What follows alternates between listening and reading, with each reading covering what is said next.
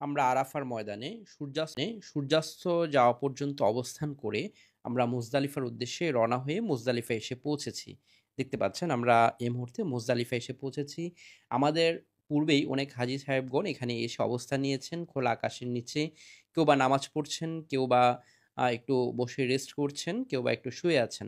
আমরা এখানে মাগরিবের নামাজ ও এশার নামাজ আমরা একই সাথে আদায় করব এবং আজকে সারা রাত আমরা মুজদালিফায় আমরা খোলা আকাশের নিচে অবস্থান করব। এই মুজদালিফায় অবস্থানের একটি গুরুত্বপূর্ণ বিষয় হচ্ছে এখান থেকে আমরা যে পাথর সংগ্রহ করব। আমরা ছোট একটি ২৫০ এমএল পানির বোতলের মধ্যে, খালি পানির বোতলের মধ্যে আমরা এই পাথরগুলো সংগ্রহ করব। কারণ পাথরের সাইজটা খুবই ছোট, খুব বেশি যে বড় তা নয়। একটি ২৫০ এমএল বোতলের মধ্যেই প্রায় ৭০টি যে পাথর সংগ্রহ করতে পারবো। আমরা আজকে ৭০টি পাথর আমরা সংগ্রহ করব। এই পাথরগুলো আমরা জামারায় ১ম দিন আমরা বড় জামারায় অর্থাৎ বড় শয়তানকে আমরা ৭ টি পাথর নিক্ষেপ করব। 2nd দিন আমরা অর্থাৎ হচ্ছে ১১ই জিলহজ আমরা পুনরায় ছোট জামারা, মেজো জামারা এবং বড় জামারা অর্থাৎ ৩ টি জামারায় ছোট শয়তান, বড় শয়তান এবং মেজো শয়তান ৩ টি শয়তানকে আমরা ৭ টি করে মোট ২১ টি পাথর নিক্ষেপ করব।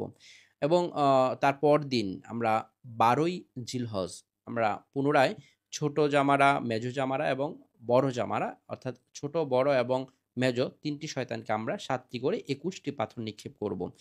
আমাদের মোট ৪৯ টি পাথর আমাদের প্রয়োজন, কিন্তু আমরা ৭০ টি পাথর আমরা বোতলের মধ্যে রাখবো। যদি আমরা ৭০ টি পাথর আমরা আমাদের বোতলের মধ্যে আমরা সংরক্ষণ করব এবং আমরা ফজরের নামাজ পর্যন্ত আমরা মুজদালিফায় থাকব। ফজরের নামাজ আমরা মুজদালিফায় আদায় করে আমরা মিনার উদ্দেশ্যে রওনা হব এবং মিনায় যে জামারা রয়েছে সে জামারায় ১ম দিন অর্থাৎ ১০ই জিলহজ আমরা ১ম বড় শয়তানকে ৭ টি পাথর নিক্ষেপ করব। প্রিয় দর্শক, আমরা এই মুহূর্তে রয়েছি মুজদালিফায়। দেখতে পাচ্ছেন খোলা আকাশের নিচে আমরা অবস্থান করছি। আমরা খোলা আকাশের নিচে অবস্থান করছি এবং আল্লাহর কাছে প্রার্থনা করছি। আমাদের জীবনের গুনাহগুলো মাফ চাচ্ছি আমরা। সবাই সবার মতো করেই আসলে দোয়া করছে।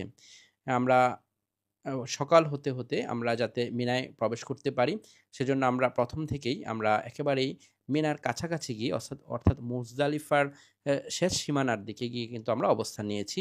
যাতে ফজরের আজানের সাথেই আমরা যাতে ফজরের নামাজ আদায় করে আমরা যাতে মিনায় প্রবেশ করতে পারি।